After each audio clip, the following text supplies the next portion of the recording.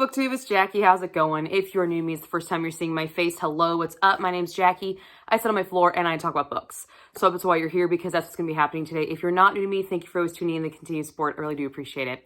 So today for you, I have my weekly wrap up. This is week 3 of 2023, and it's from January 15th through January 21st. So without further ado, grab yourself a drink, have yourself a seat. Let's get talking some books. Okay. So I did not complete a lot that I can actually talk about this week. I only completed 2 books that I can actually talk about, but I did start my secret vlog book this week. So that is in process, as well as I started my Reads Discovery book, which you will see a full book review on, and that is A Haunt. It looks like this, and you'll be seeing a full book review for that very, very soon. But the books that I can talk about, and I did complete, was the first one was Frat Boy by Nikki Sloan. This is the 4th installment to the Nashville Neighborhood series, but this is the first time I'm ever reading Nikki Sloan, because this was the Smut Club Book of the Month. Smut Club is a club that I take part in over here on YouTube. It's hosted by Cheyenne over at That Tall Book Girl and McKay at Ahoy It's McKay. I'll link their channels both down below. The live show for this should be sometime this week, but I'm not quite for sure of the actual date. So when I find out, I will just put it down in the down box below so you guys can find out. And you guys can check it out if you'd so much like to. But yeah, so this is the 4th installment to a series. And I normally do not read series out of order. But I did find out that you could read this as kind of like by itself. And I think you probably can. I feel like it's referencing some couples that I'm probably have been introduced to in the previous 3 installments. But it's not to the point where I would say they're spoilerly. But again, I never read the first 3 installments in this series, so I can't actually speak from experience. It's just kind of like a gut feeling. But in this installment, we have graphic sexual content, a hate to love trope. We also have, I don't know if this is actually a trope, but this is kind of a pornographic filming trope because of some of the content in this book. We do have multiple partners without emotional attachment and fantasy fulfillment in this. So a lot of stuff going on in this one. We follow Colin and Madison, who are competing in a Greek week festivities, and a certain member of Colin's fraternity cheats, and Madison is the only one to see this, calls him out on it, and because of this cheat, she does lose in the final leg of this kind of obstacle course competition. Well, she calls him out, says you guys cheated, and nobody believes her. Colin decides to really dig in hardcore after that, just to, pour salt in the wound, and mentions her breakup with one of his fraternity brothers, who claim that she cheated on him, and it's actually the reverse. So she is just losing her shit. She grabs some mud and she chucks it at him. And instead of Colin walking away, a big, huge mud fight starts. To read it, it's extremely comical, but this is the crux of the main problem in this book, which starts our kind of drama and forces these two really end up together. Because of this huge mud fight, the college board gets together with all the Greek houses and basically says, we're going to disband all this. And of course, all the Greek houses are saying, no, because there's a cash prize of $5,000. There's history involved in it. And if you've ever been part of a sorority fraternity, this shit's important. This stuff is kind of what builds the character of fraternities and sororities. So it's a huge deal. So they come to this conclusion that we'll just get rid of the 2 bad apples and we can kind of keep going on with our previous way of doing things. So Madison and Colin are removed, kicked out of their sorority and fraternities, and therefore also kicked out of their housing and college because they do live in the frat and sorority house. Because they are now considered homeless, they both answer an ad for a housing unit. But in this housing unit, you are required to work, kind of like a work-study program, except the work-study program is porn. It is porn. And when they meet up on the day for their auditions, they find out they are actually auditioning with each other. And, well, you can see where this is going. But that's where our story really kicks off, all because of this fight that was caused at a Greek week, and now they have to be forced to work together. So not only do we have a hate to love here, we also have kind of a forced proximity as well. But what worked in this book?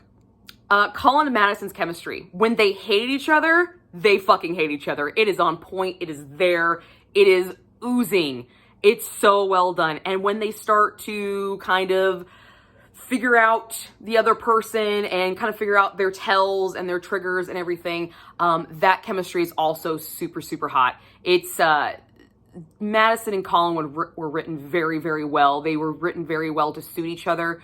Their backstories mash up very, very well. Where Madison is failing, Colin excels. Where Colin fails, Madison's excelled. They balance each other out very, very well. And I really enjoyed their chemistry throughout the novel.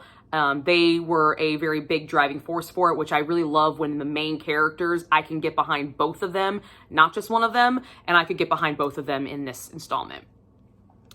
The sex scenes, they were super hot. They were fantastic. I am not going to sit here and deny it. They were fantastic. The hate scenes, the non-hate scenes, just the way Nikki Sloan wrote the chemistry and the fire between these two. Oh my God. It was on point, dude. It was great. I loved it. Had a great fucking time with their sex scenes. Because of what they are doing, some may consider them a little bit cheesy because they are technically porn scenes. And if you've ever watched like porn, it's kind of fucking cheesy. Their storylines are kind of cheesy. So you do have that cheese factor, but because it's what they're professionally doing, I kind of just let that go. But all of the scenes, whether they were on camera or not on camera, they were fantastic.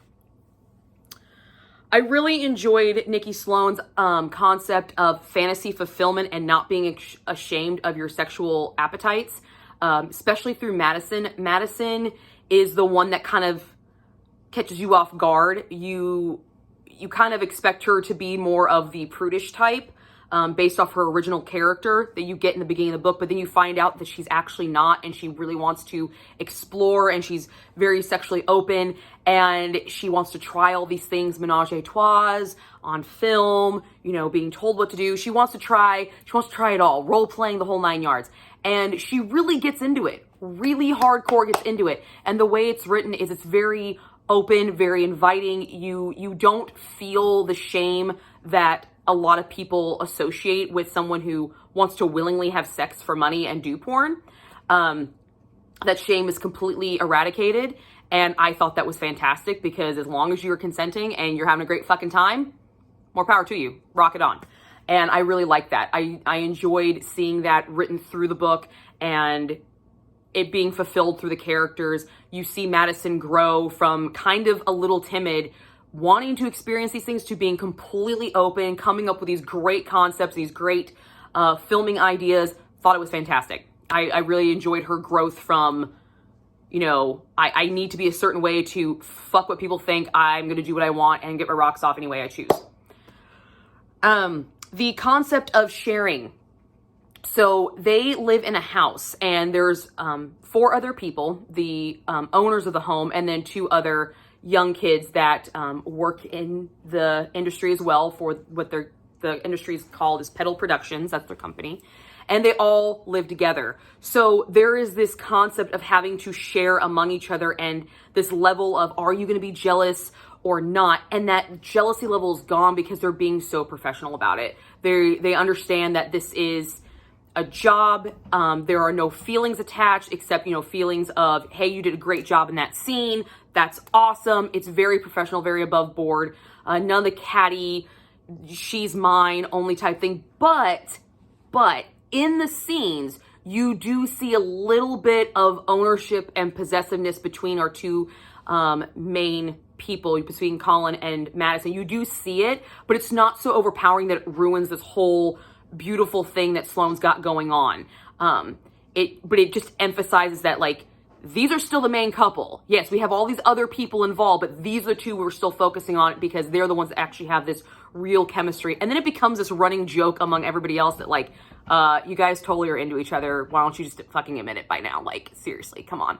And I thought it was great. I had a great, I had a great time with that because it's definitely a unique scenario. And the idea that it turns into having your partner being shared with someone else being something that actually turns you on, I thought that was great. Not something that's going to work for me, but in a book, I thought it was fantastic the way it was displayed. You know, I'm not a sharing kind of person, so that one wouldn't work with me, but in the book, it was handled very, very well. And I enjoyed that. I also really enjoy the behind the scenes of porno shots. I've always been intrigued by how you actually film porn, because there is so many camera angles and there's a lot more technicality. It's not just people having sex. Like, there's actual movements and choreograph for some of the upper scale pornos that are out there. And I really enjoy kind of seeing that little behind the scenes element and the consent conversations and the making sure both of their stars are safe and all the rules and everything that goes with it. And I thought that was fantastic. I really enjoyed that element a lot. I had a great time with it. However, as much as I like this book, there was stuff in here that didn't work. The bureaucracy of the school issues. I don't feel, because I wasn't part of a sorority. We called them societies at my school, but I don't feel the school would have been that pissed off about a mud fight, seeing that no one got hurt. Property wasn't damaged. It was a rainy fucking day and there was mud everywhere and they were throwing mud at each other. I can understand more if the concept of cheating had actually been brought to the forefront and then it becomes a bigger issue. But the issue was about the mud fight, not about the cheating. It was completely overlooked, never even brought back up again. So I just didn't really buy that part. I think that was kind of like, it had to be there because they had to get Madison and Colin out of the sorority and frat house. They had to get out, but I think there could have been another reason why. Because it's also kind of douchey that their sorority sisters and frat brothers were just like, deuces, there's the door, have a nice day. Like, they were all kind of douchebags for that. So I wasn't a fan of that element, but I know why it had to be there. I just think it could have been done differently. I didn't really care for the title of this book, and this is something new because the title of this book is Frat Boy. When I think of the word frat boy, I'm thinking of your fraternity style romance. He's only in the frat for like 2 or 3 chapters and then they're fucking kicked out. And then it becomes, porn stars. So I think she should have picked a different title. Honestly. I mean, I understand that the frat thing is where it all started, but I feel like she should have picked a different title because this title does not really convey really what this book's about. And sometimes that's a good thing, sometimes it's a bad thing, but for me, that was kind of a downfall for me because I was looking forward to a frat boy sorority romance, and what I got was a porn star romance, not a frat and sorority romance. They started as that, but they were kicked out. So after they were kicked out, they were no longer frat boys or sorority girls. It was just, no, we're porn stars now.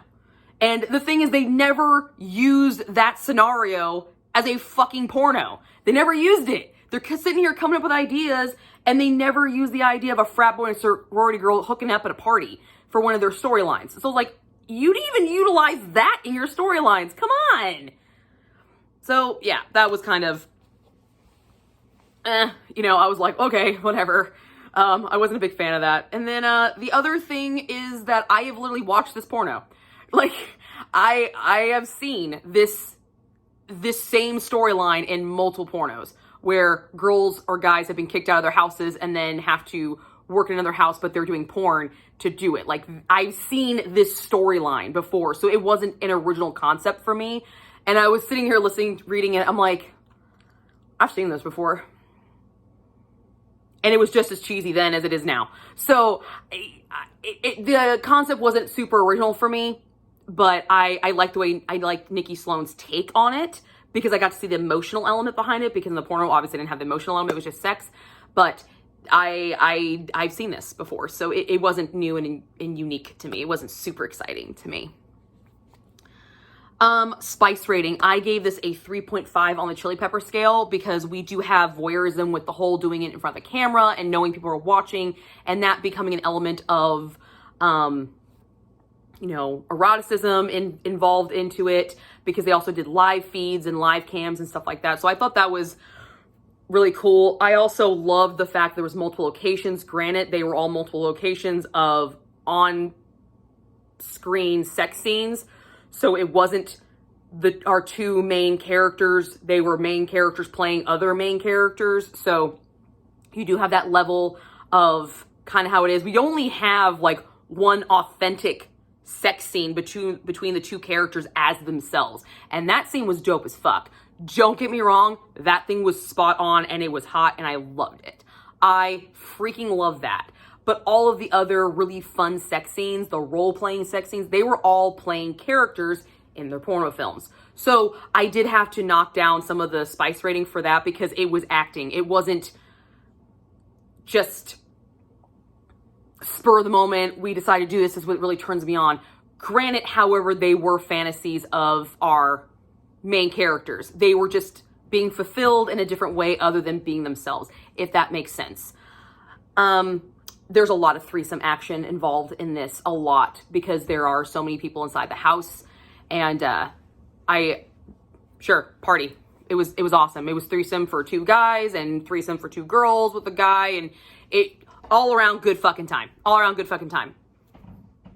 Really good on the chili pepper ratings. And I gave that book a total of 3 stars.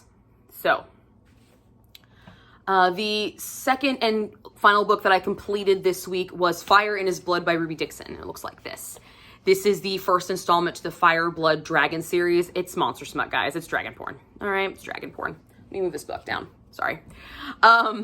It's monster smut. We have dubious consent in this. We have a post-apocalyptic world and a kind of a fated mates trope.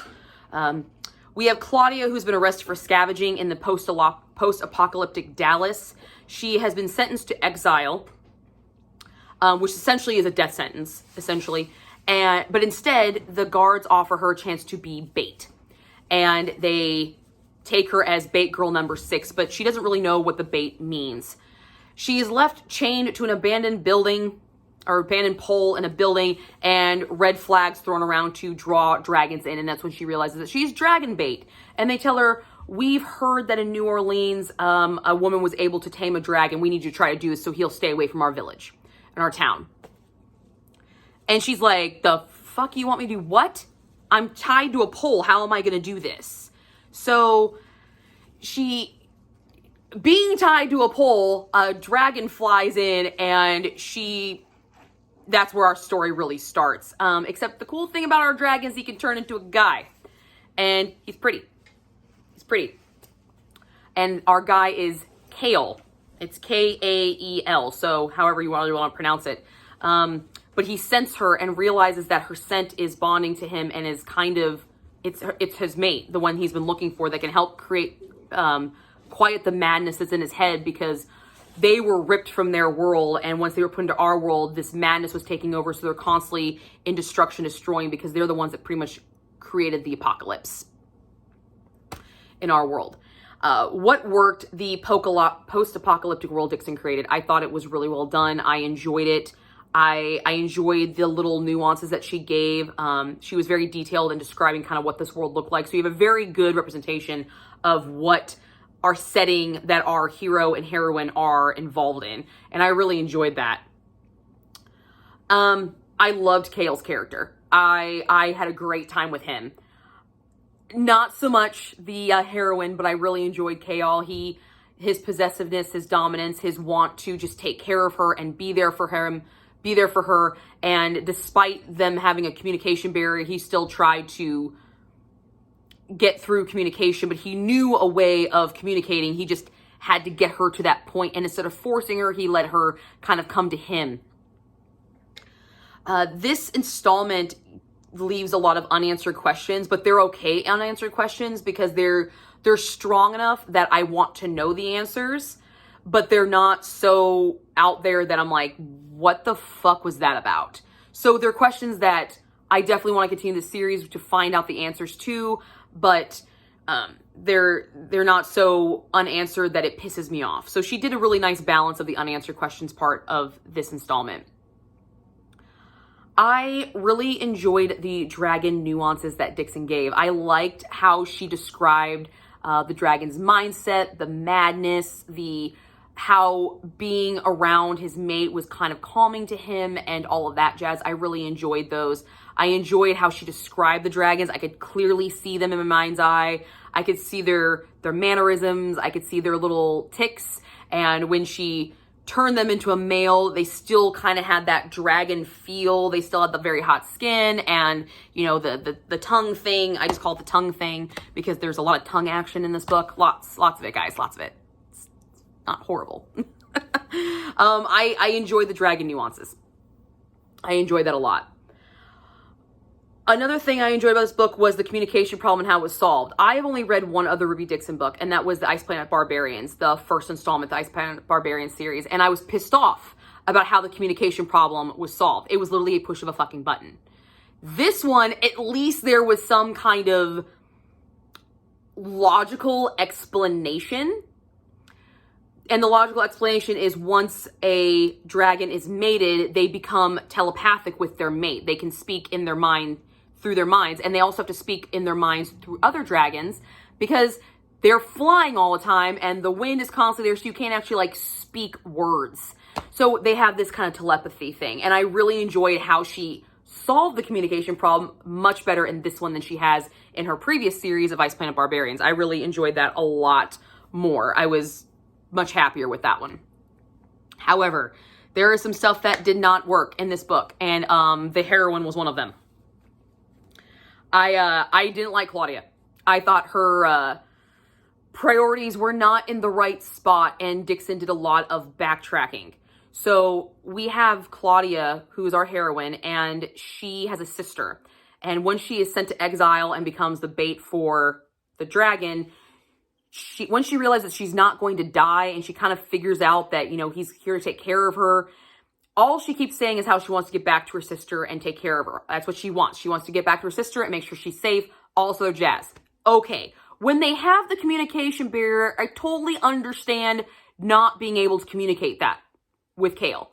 But once she starts having communication and she can talk to him in her mind and we get through this, bitch chooses to furnish her little apartment and create a nest before going back and getting her sister instead of just opening her damn mouth. But then we have this constant internal struggle of, how can I be comfortable here and in love with this man when my sister's over here?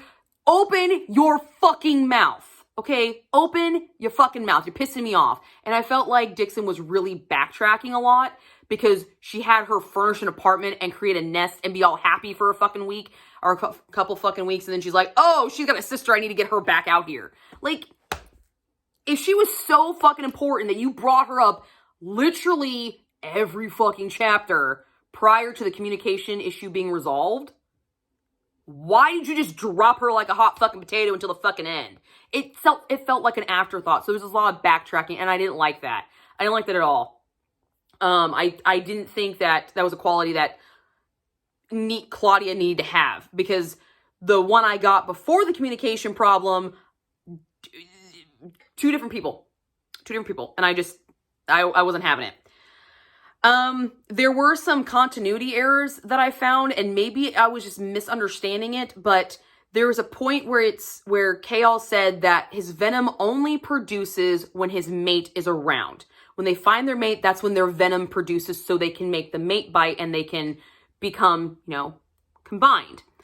But at the same time, if they're not mated, other dragons can come and try to take you away because you're an unmated female. Okay, so is it a soulmate thing? Is it a fated mate thing? Or is it just because you happen to see a female who's unmated, she's your mate? That wasn't really super clear, which allowed for this continuity error, because there is one point in the story where another dragon comes and takes Claudia before she's mated, and he said, you're my mate, you're mine to protect, but because you don't have my scent on you, he thought he could take you. Okay, but you just said couple chapters ago that the venom only appears, the mating venom only appears when you meet your mate. So did his venom appear when he saw her too? Like, I don't understand that. So there was some continuity errors with the actual like mating soul binding component, which I didn't like. I don't have a problem when there's like typos, or, you know, maybe they say she's 17 and then later on she says she's 18. That stuff doesn't really hardcore bother me, but when it's a major component of your story and it's not clear, that bothers me. The last thing that I had a problem with, and this is another tie back to Ice Planet Barbarians, the communication issue. because she is doing alien and dragon, I understand the reason for the communication barrier and the problem. I completely understand it. I can understand why it's there. But because I've read 2 series by her, 2 first installments of new series by her, and the big, huge drama problem is the communication barrier. You use the same, you use the same tool. I'm wondering if it's because that's your main point of drama, because your other dramatic scenes, they weren't as strong and detailed and as focused as this communication barrier. That's the one we focus on the most, and then we have all these like little baby things. So is it because the communication barrier is easier to explain and it can go further, it can allow you to have more drama because of this lack of communication? Or is it because that's the only tool that you can write well? Because the other ones, the action scenes, they were lickety split fast. There wasn't a lot of description, there wasn't a lot of buildup. But the communication one, I mean, we had chapters of it. So, you know,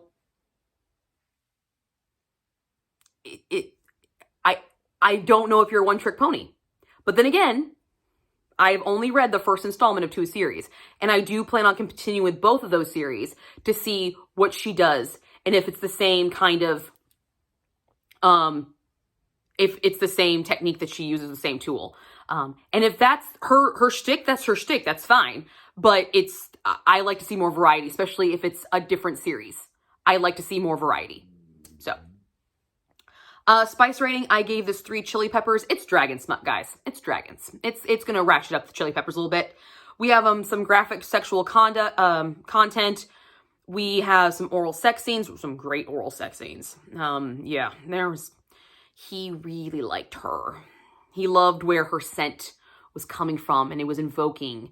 Very heavy on the smells in this book. Very, very heavy on the scent and the arousal and everything. So I really enjoyed that concept.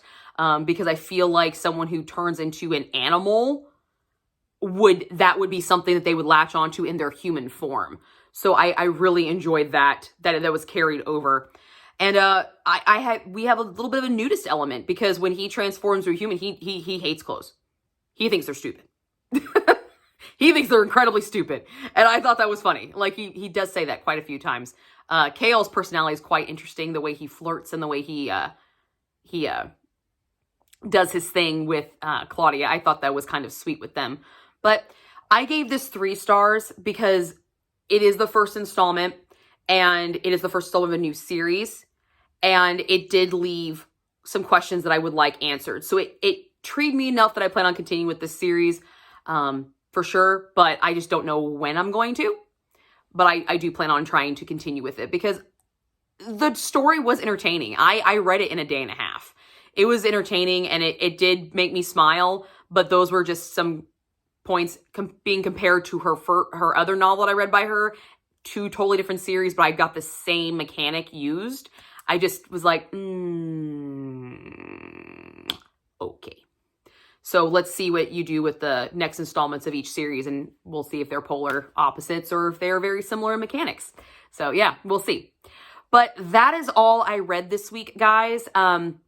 But however, I did upload my First Lady Awards, and I will link it here in the corner for you guys if you've not seen it. That is my best of 2022. So if you've not got a chance to go see that, it will be linked up there and you can go watch it. That's where I talk about all my best books and all the 14 categories that I show the nominees for, which those videos will also be linked down below as well. And I started my secret vlog. So that book is coming along, and you will not see that until kind of the fruition, because it's probably going to go up in March. My secret vlog, because I read a book for each quarter from each month that is going to be designed as a secret vlog. But at secret vlog, if you didn't watch my 2023 channel plans video with where I mentioned the secret vlog, the hint for quarter 1 is that's my name, but that's not me. So if that gives you any inclination of what kind of book I'm reading for it. So. But that's all I got for you guys today, and I will see you guys all soon with another video. Bye, guys.